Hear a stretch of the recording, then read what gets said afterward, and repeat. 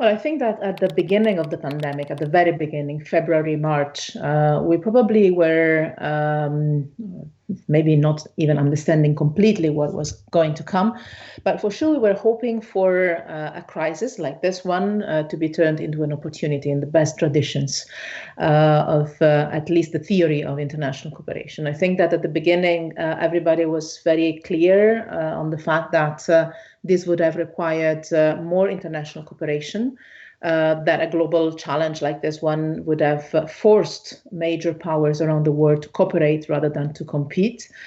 And then I think that quickly, very quickly, already in March, April, we realized that the pandemic was turning into first a narrative power struggle, and then even a competition on being it the vaccine or the health equipments, and it became part of the global power struggle to assess or to affirm your own dominance or predominance over others. I'm the first too.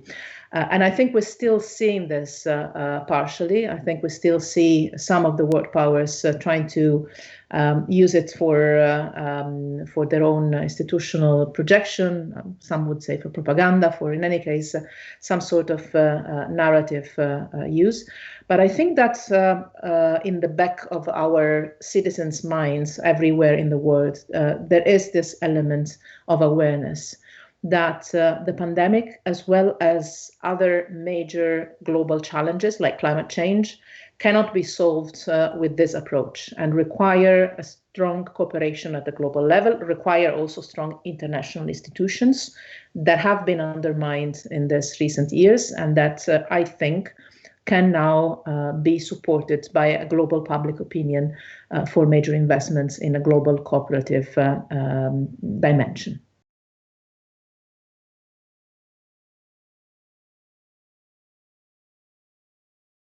I think the two elements are coexisting at this moment. I think that on one side, we are finding out that there is a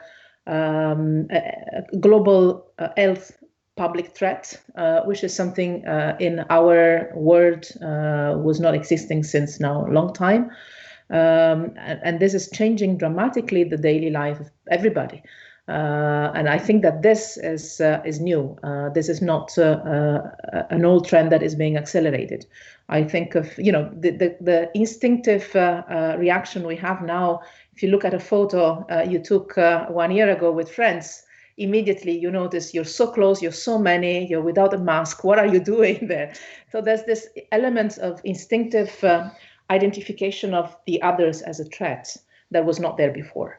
Before, being together, being close, being social was part of the added value of our lives. Now it's danger.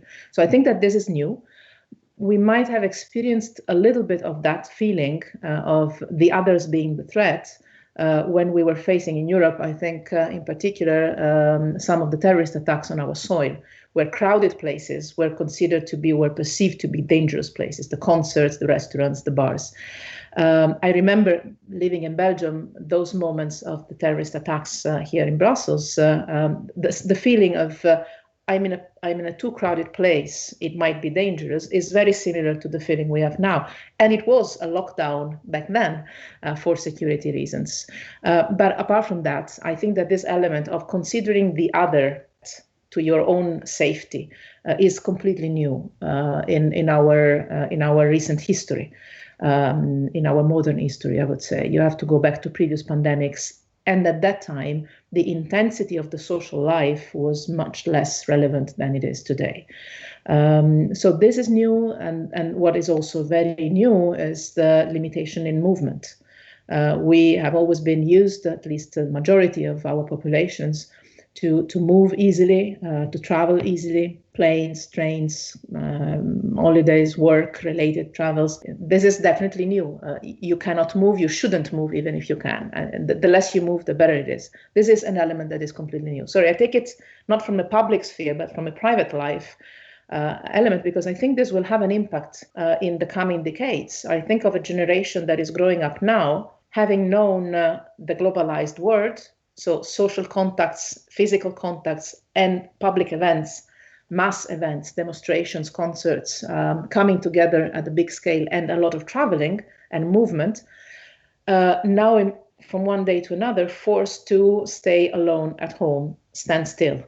I think that this shift, I think of those generations, the teenagers, the 20s, I think that this will have an impact in the way in which they will organize society in 10 years from now. This is definitely new. There are some other trends, I think, that are not new, that were there already, and that are being intensified and accelerated by the pandemic. For sure, the divide.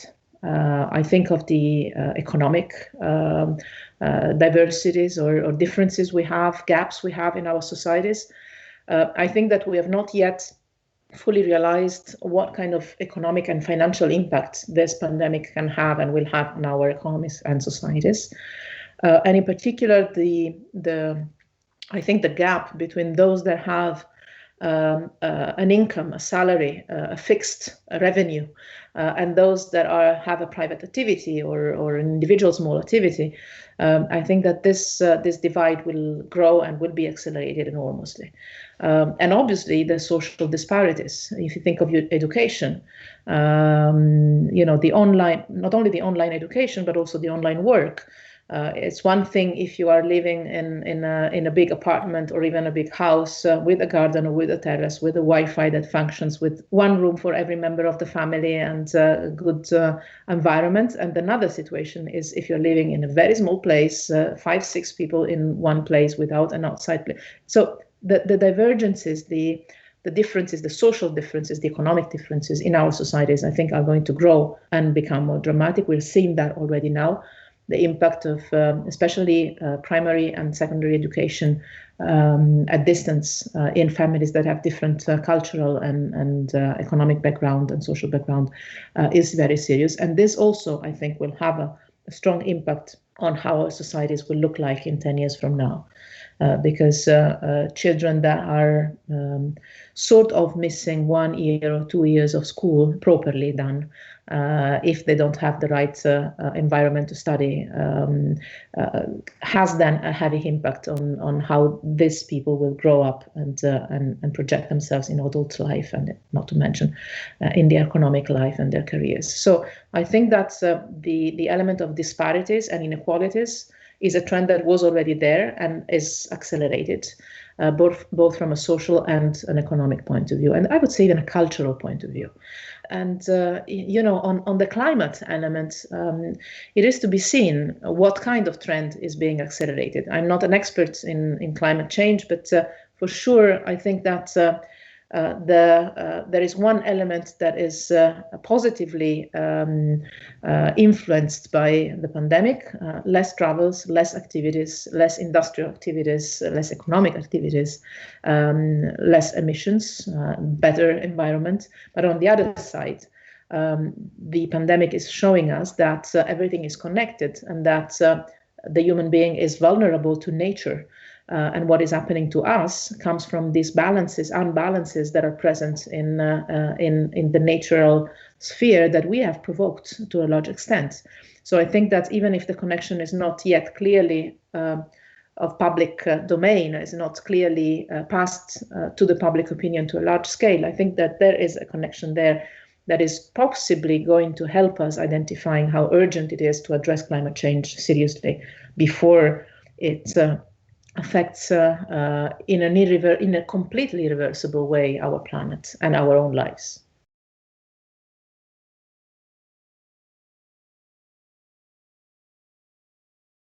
I think there will not be a normal to go back to anymore. I have this impression. You can take it as a good thing or as a bad thing, but I don't think the category of going back to normal will be part of our near future at all. I think that whatever will come in the foreseeable future, next year, 2 years, 3 years, hopefully as soon as possible, will be a completely different world, because we will have experienced unforeseeable circumstances, unimaginable for any of us just 1 year ago, and because we have hopefully learned some lessons, or at least we have seen some issues that we had not seen before: the supply chain, the value chain, the need to be at the same time able to provide to your own needs. Think of medical supplies, for instance, and at the same time, the need to develop solidarity networks, for instance, in Europe, that guarantee that if your needs are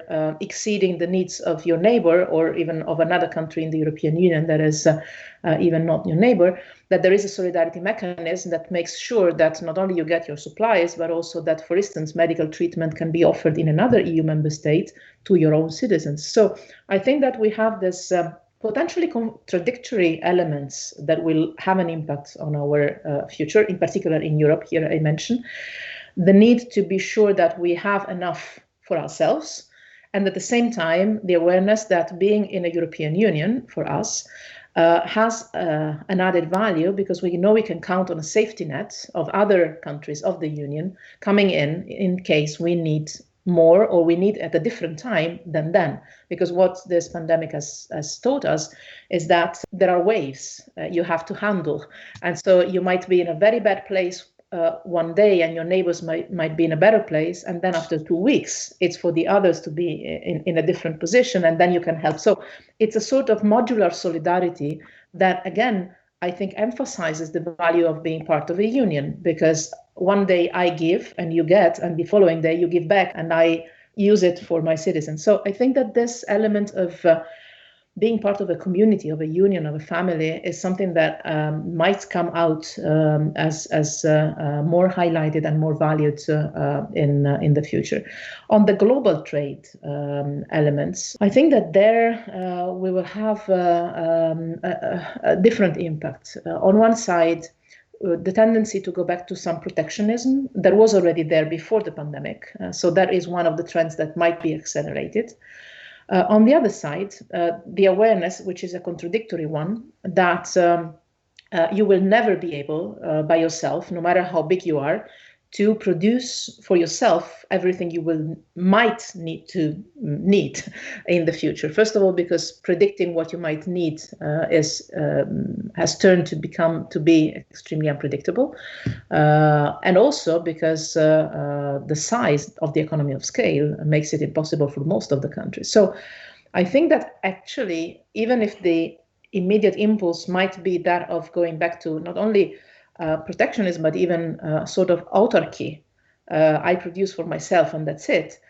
In the midterm, in the long term, with a little bit more of reflection, this pandemic will push us for more global trade and more interdependence, because we have realized that self-production can be vital, but is limited to a certain number of things, and these things might change very rapidly over time, your needs. So I think actually one of the main political positive outcomes we could have at the global level of this pandemic we are going through is and especially if you consider this in connection with the US elections result, is the possibility for once to maybe revitalize the big global organizations. I think of the WTO, I think obviously of the UN agencies that deal more directly with not only public health, but also development and not to mention the financial institutions that globally can also have a role to play. So I think that's as one of the main outcomes, positive outcomes, hopefully, could be this. A renewed global alliance to revitalize and reform and make it more efficient, but also more trusted, the big global institutions that can help us come together and solve global problems.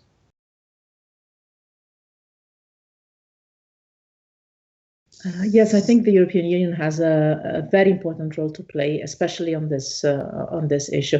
I think of relations with China and, in particular, the development of the U.S.-China policy in the coming months and years.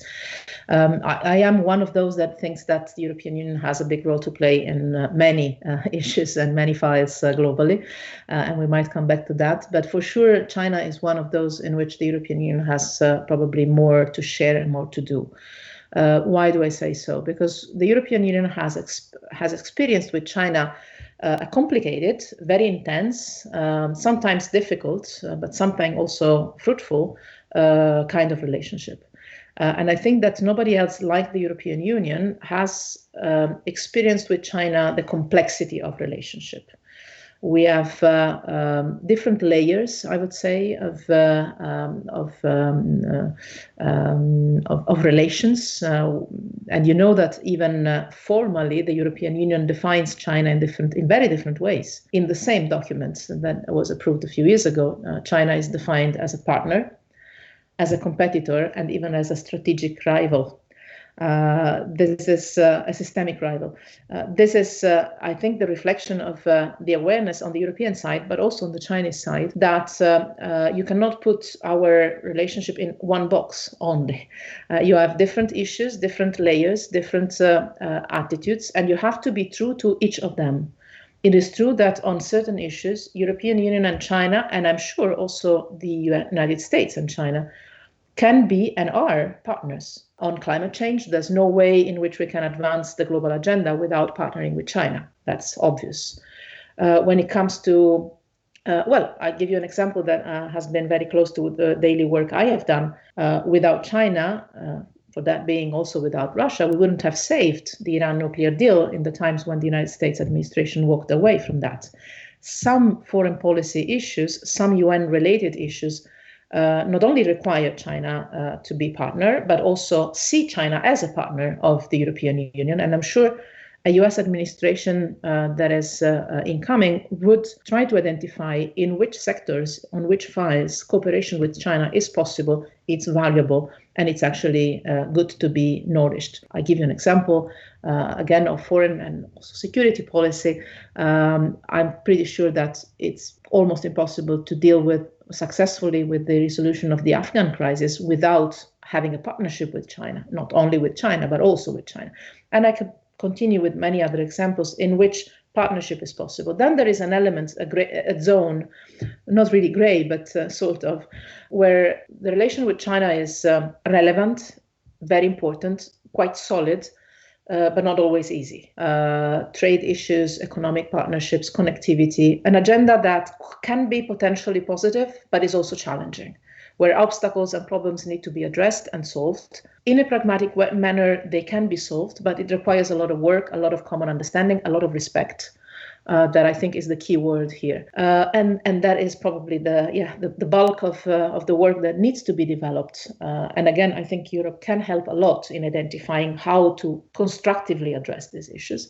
And then there are some other issues where differences and divergences are structural, starting from the fact that China has a different political and institutional system than the Western democracies.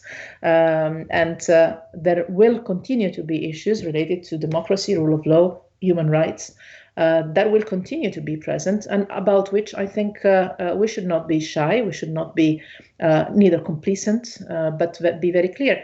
And I think that in the relation with China, what Europe has learned and what can be helpful for our American friends to share is the fact that you can be very clear and even have negative negative relations, very difficult relations on one issue, and still try to work in a positive manner on another one, to differentiate the files, somehow to have a variable geometry, and that you should not take the negative ones hostage of the positive ones. You should never be complacent on a human rights case because of trade issues, I put it bluntly, but also the other way around. You should not take the positive elements of cooperation and partnership hostage of negative points of the agenda, because wherever cooperation can be found, that is useful for the global agenda to advance, because, difficult to advance on any of the global issues without cooperation, including with someone so important and big as China.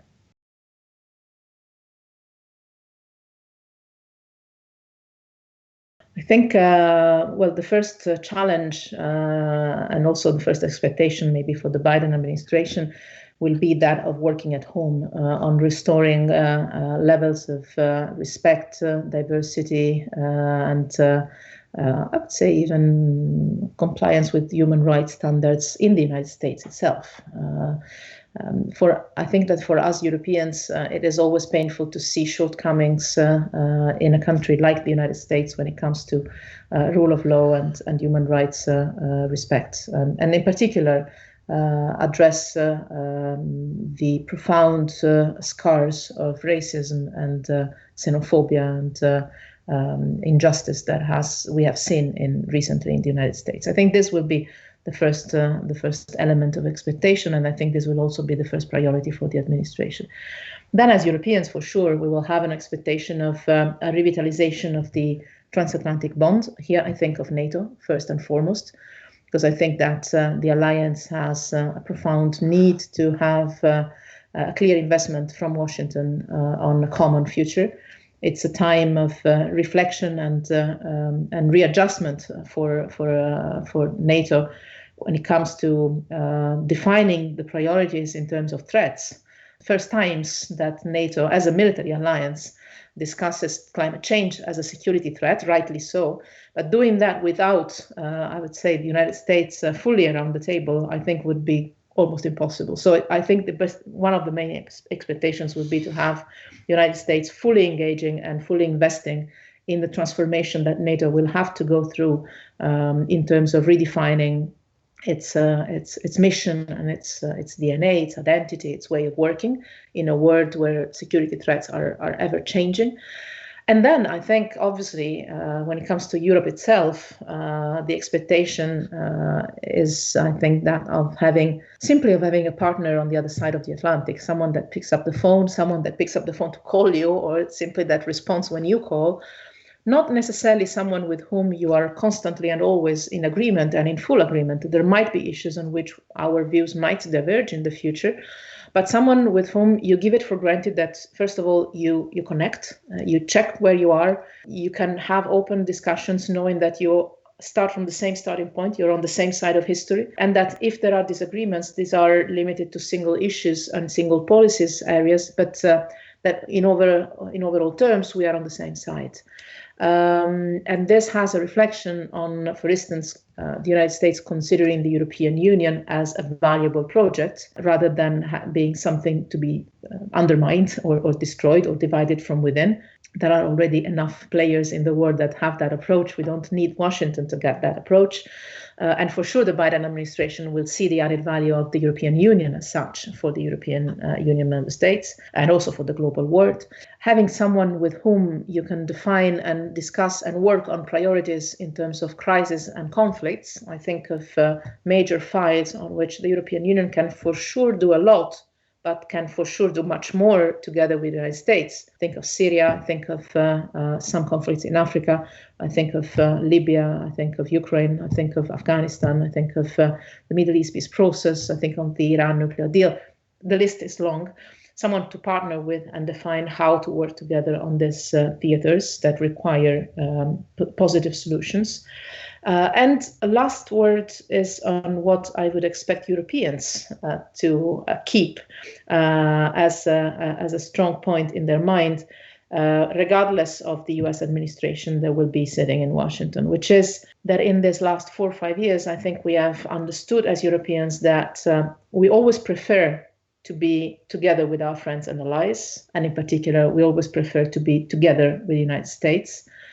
But if needed, we can stand on our feet. If needed, it's always better not to, but if needed, we can protect our interests, we can promote our values, we can work with others, being it for a trade deal, being it for a mediation process, being it for a nuclear non-proliferation agreement, if needed, or a climate agreement, if needed.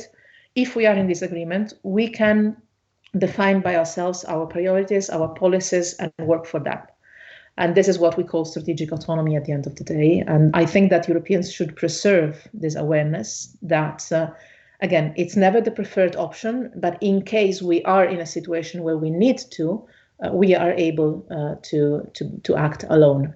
Always looking for another alternative first, and always preferring to act together.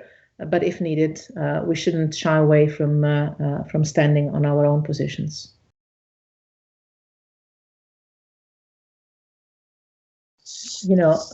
First of all, let me say a word of optimism. I have always been convinced, and I'm even more convinced now, that the European Union as a reality and as a project for the future has a bright future. I don't think that there is any real and substantial threat to our union. I remember very vividly in 2016, the day after the Brexit referendum, everybody was saying this is the beginning of the end. We're going to see a series of referendum coming up in different countries, and nothing of that happened. Why? Because one thing is to use the anti-European arguments in a rally or in a political campaign or an electoral campaign. Another thing, as a prime minister, as a minister, as a president, is to see what happens if your country gets out. And I think that many of our countries have thought, even many of our anti-European Union movements in our countries have thought, oh my God, if the UK, that is so solid, so big, so strong, is facing so many problems, imagine us getting out of the Union, how difficult this would be, how much of an impact this would have on our populations. And really, to the real question, do you really want to go there? I think the answer clearly, not only of politicians, but also of our people, is no. If you really think of that in a concrete element, then you have, and you will continue to have, that's democracy. What I would call anti-system movements. I don't normally refer to them as populist. I think we have a mix, not only in Europe but all over the world. We have a mix of anti-system movements that come out of probably the fact that we have lived through the most dramatic financial crisis of our times, with the inequalities and injustices that we referred to before, that has amplified the sense of inequalities in our societies. So fertile ground for anti-system narratives, an anti-elite, anti-system, anti-orthodox, I would say, approach of let's bring down everything and nothing works, which is very appealing to the public opinion, but then doesn't answer the following question. Okay, once you have brought down everything, what do you build? What next? What is the answer? You identify clearly the problem, and then what? And I think that the pandemic amplifies the need for our citizens to find not just, at least I hope, if the rationality element prevails, not just scapegoats. Whose fault is this? Which is the element that is always behind the bring down the system. But how can I solve the problem I have? How can I have an efficient hospital next door? How can I have access to medicines? How can I have access to education, to internet? So it is a risky point, because it might, as all crises, it might push our citizens and our public opinions to go towards the whose fault is it? Scapegoat movement, anti-system, bring down everything. Or it can push towards the, okay, but I have to take care of the health of my family. I have to have food every day. I have to make sure that my kids have an education. I have to get a job or keep my job. And I think that if this second element of pragmatic, practical aspects prevail, then the future of the anti-system movement is very limited, is very niche, is very cornered. But then we have another element that comes on top of the anti-system movements, and that is, sorry, I will call it as I think should be called, that is at the extreme right. It has a clear, defined political color, and this has references to cultural movements that are racist, discriminatory, homophobic, anti-women, anti-diversity in general, and that argue, theoretically even, not only practically, but also practically, which is even more dangerous, the supremacy of some of the citizens of the world on others. And this is extremely dangerous, even more than the anti-system movements. When the two merge, then the explosion is really dangerous. And I think one of the elements for which many of us have been relieved about the US elections results is that dangerous mix of white supremacy with anti-system movements was about to grow and prevail in the United States of America. And that would have turned, I would say, the culture of our world, or at least of a relevant part of our world, into a very dramatic angle.